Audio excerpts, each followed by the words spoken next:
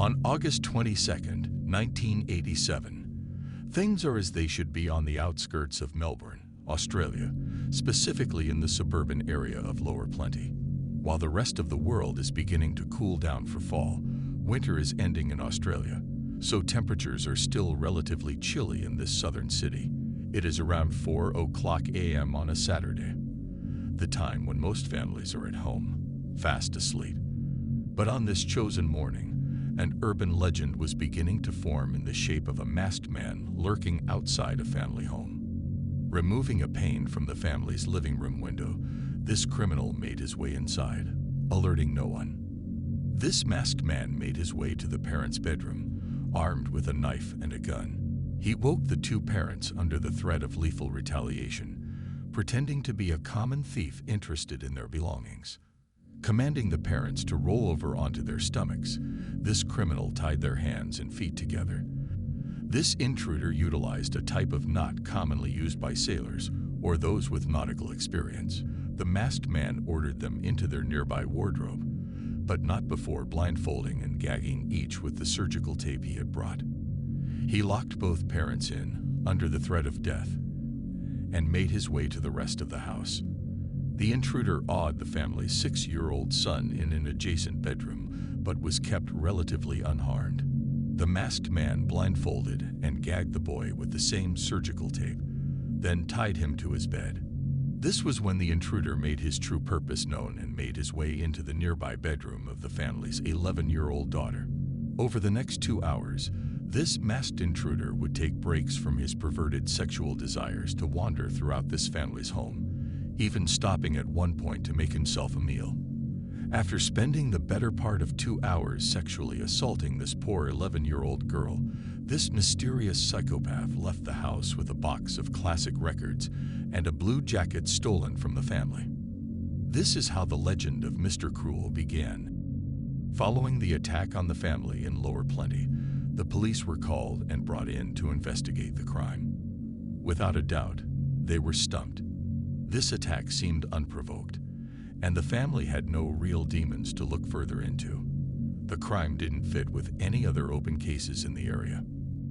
Police began to look into the assault and pick apart the pieces.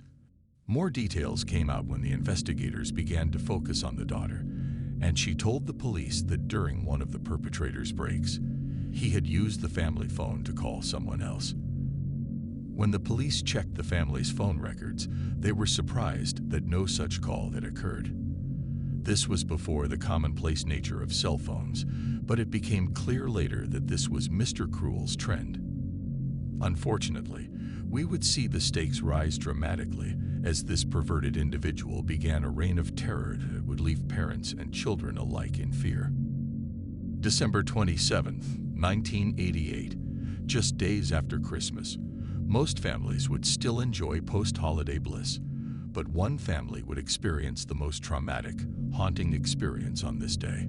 John Wills, his wife, and his 4 daughters were sleeping in their Ringwood area home, just a few miles southeast of where the last assault occurred over a year prior.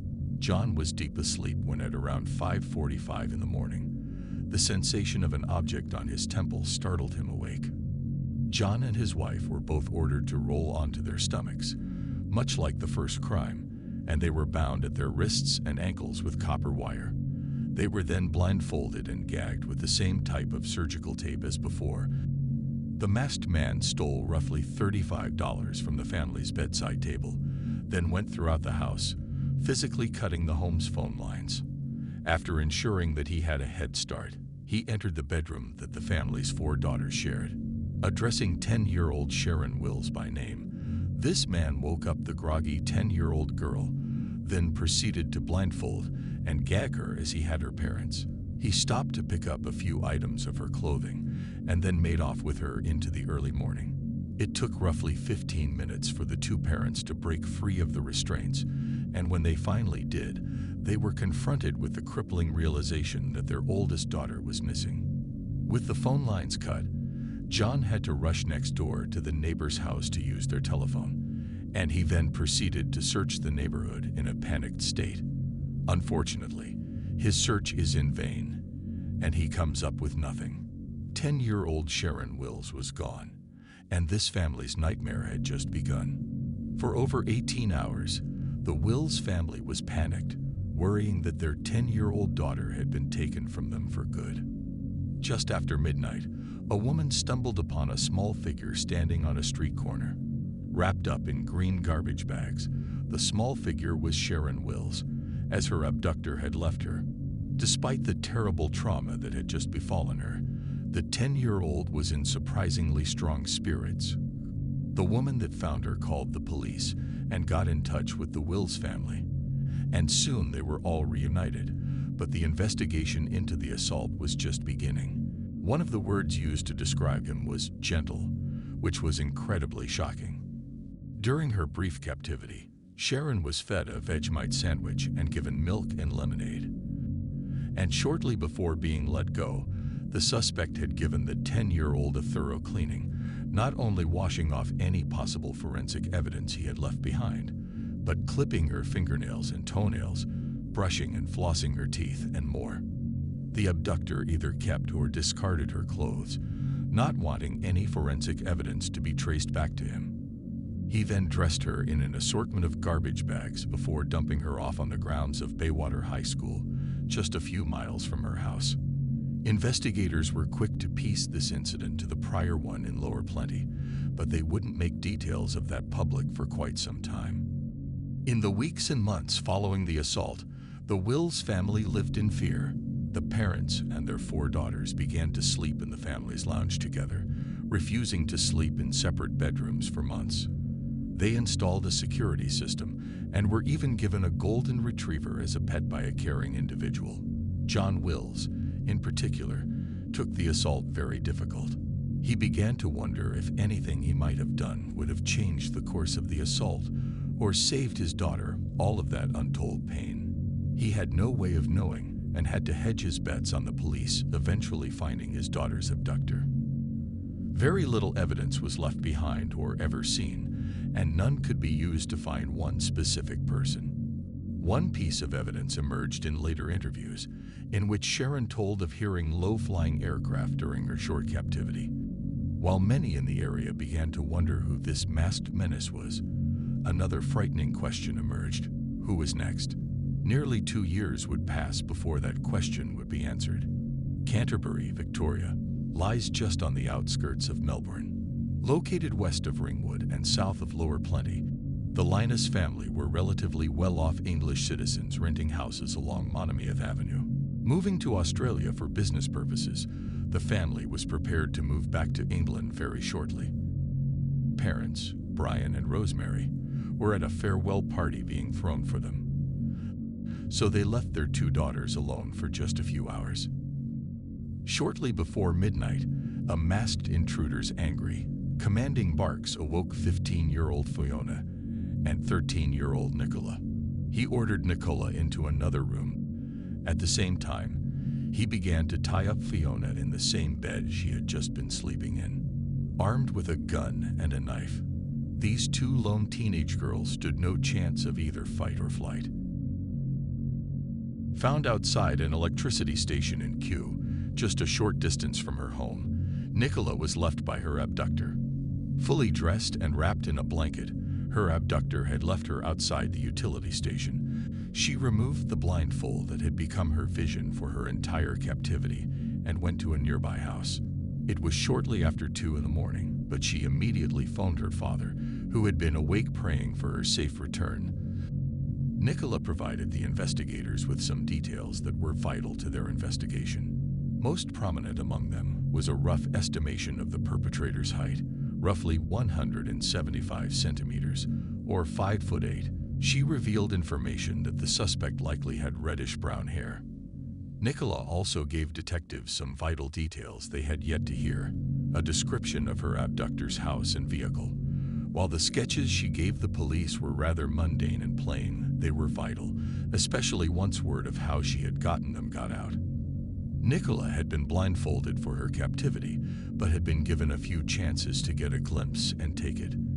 This went in direct contract with threats issued to her by Mr. Cruel. "My freedom is worth more than your life," he had told Nicola. which echoed threats he had given to Sharon Wills. Like Sharon Wills' captivity, Nicola had been bathed and cleaned before her release.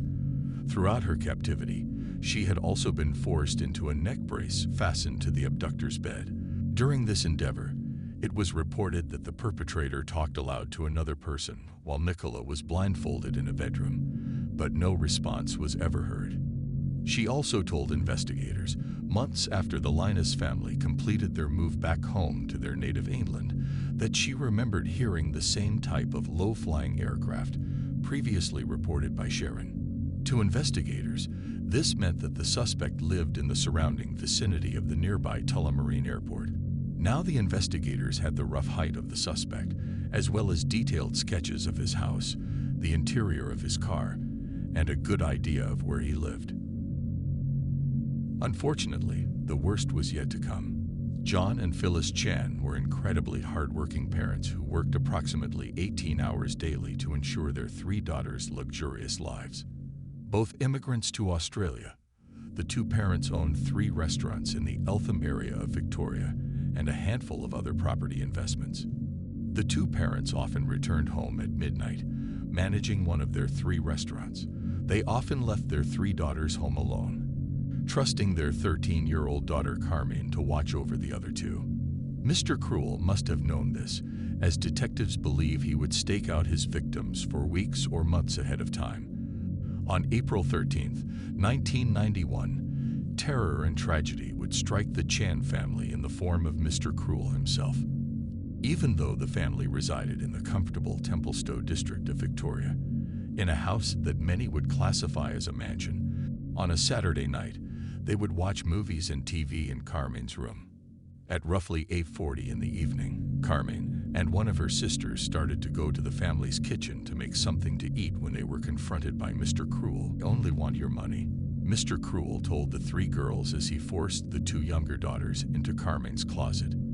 He claimed he only wanted Carmine to show him where the money was, and he braced a bed in front of the closet, locking in the 2 youngest sisters as he made his getaway with Carmine. Within minutes, the 2 youngest sisters had broken free from their makeshift prison and immediately called their father, who was hard at work at the family's restaurant. By the time police arrived, they knew what had taken place. The large house had no sign of children, yard toys, playground equipment, or anything. This attack had been planned, and that was evident from the house's driveway. Written in big bold letters on Phyllis Chan's parked Toyota Camry were the words "Payback Asian Drug Dealer." More to come. Tracing his entrance from a cut window screen, police were able to track the intruder's steps through the house, including his getaway through the sliding glass door in the kitchen. Aided by hunting dogs, they could trace the abductor's steps through the family's garden and tennis court, up to nearly 300 meters away at a vacant lot, where he must have made his getaway with Carmine at a waiting car. She hoped to get their daughter safely returned home to them, and John and Phyllis Chan held a press conference roughly 72 hours later. Phyllis Chan broke down sobbing, holding up the outfit Carmine had been wearing the night she was taken and pleading for her daughter to be returned home safely. Days later, the Chan family posted an encrypted letter in the local newspaper using a cipher that Carmine would have been able to decipher. They offered ransom in exchange for the safe return of their daughter. Even Carmine's sisters penned letters to be published in the media, begging for their older sister to be returned to help take care of them and help with their homework. Unfortunately, days, weeks, and months would pass without a word on Carmine's safe return. And more unfortunately, the investigation was marred from the very beginning. The first police responders spoiled potential evidence by failing to establish the Chan house as a crime scene. There were dozens of police walking throughout the house and looking for leads before investigators could begin to look for clues of their own. Even though the police force spent the next few months running a fine-tooth comb through John Chan's personal and professional life, looking for any possible criminal ties of business enemies, the investigation soon swung to focus on Mr. Cruel. The writing on Chan's vehicle was nothing more than another red herring meant to mislead investigators. One of the largest manhunts in Australian history, Operation Spectrum was a multi-million-dollar undertaking that consumed tens of thousands of person-hours and many thousands of more volunteer hours. Offering a $300,000 reward for any information leading to the capture of Mr. Cruel, the safe return of Carmine Chan was of the utmost priority. However, there would be no happy ending for Carmine or her family.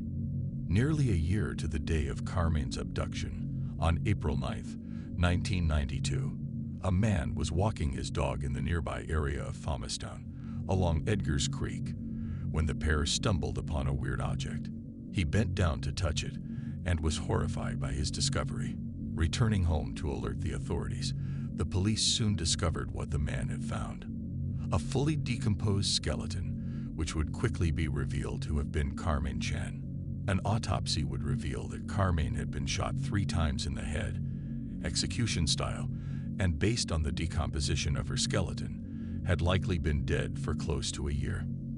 Theories have lingered about why Mr. Cruel murdered Carmine, but that can be explained by Carmine's mother, Phyllis.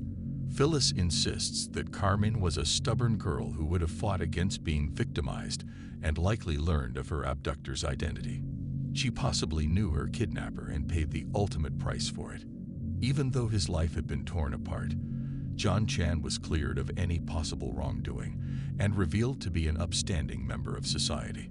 Operation Spectrum now publicly connected Carmine Chan's murder to the 3 previous sexual assaults/kidnappings and laid the blame at the feet of the culprit, the still unidentified Mr. Cruel.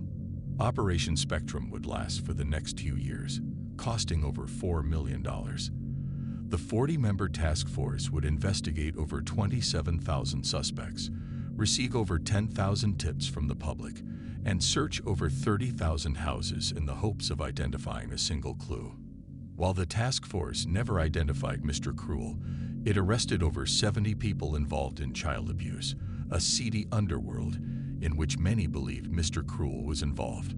Both of his freed abductees had claimed to have seen or heard clues of a camera at the foot of the bed they had been detained in, and it was an easy step to believe that Mr. Cruel was involved in the trading of illegal videos of children. Over the years, theories would linger about the identity of Mr. Cruel and his eventual fate. No future crimes would be attributed to him, but investigators have possibly tagged prior offenses on Mr. Cruel. While they believe that the abduction and murder of Carmine Chan was his last offense in the Victoria area, there are potentially up to a dozen assaults on children in the mid-1980s that have remained unsolved, and almost all of them share some details about Mr. Cruel abductions.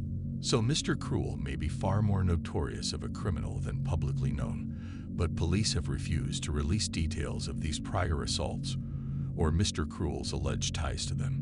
Another emerging theory has been Mr. Cruel's supposed ties to the Victoria school system.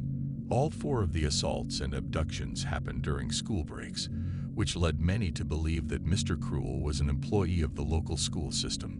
This also conjecture with the knowledge that Nicola Linus and Carmine Chan attended the same school, Presbyterian Ladies College, and Mr. Cruel requested that Nicola bring her school uniform. This would bring into question his ties to Sharon Wills, since he addressed her by her name on the night she was abducted. Further interviews with his 2 living abductees revealed that he liked to refer to them as Missy and lived in a fantasy where he thought they were married. It's possible that this monster, a man that preyed on children in the most depraved ways, spent his working hours among them. In 2010, over 20 years after the original abductions and assaults, a new investigation was launched to discover details. One of the vital pieces of evidence that could have led to Mr. Cruel's doorstep, a piece of tape used to bind one of the victims, was missing. Police could have used that piece of tape to recover DNA from Mr. Cruel, but it had disappeared while in police custody. This missing piece of crucial evidence, paired with Mr. Cruel's tactical abilities and his knowledge of forensic evidence, has led many to theorize that he might have been involved in law enforcement. As of this moment, Mr. Cruel's case is still open, and he remains one of Australia's most wanted criminals.